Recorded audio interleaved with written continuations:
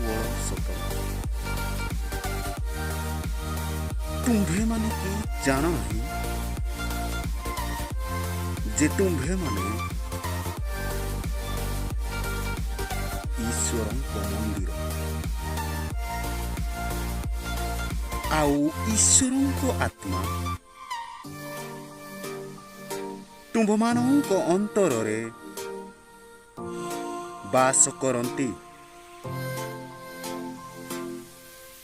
ଯଦି କୌଣସି ଲୋକ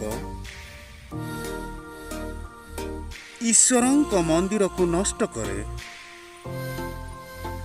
ତେବେ ଈଶ୍ୱର ତାକୁ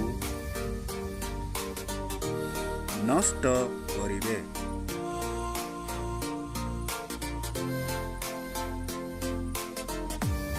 କାରଣ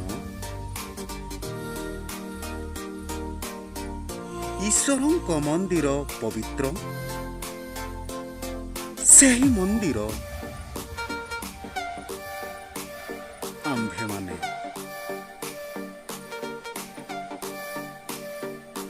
ହଁ ପ୍ରିୟ ମଣ୍ଡଳୀଗଣ,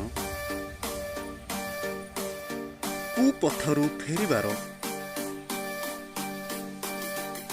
ଆବଶ୍ୟକ ରହିଅଛି।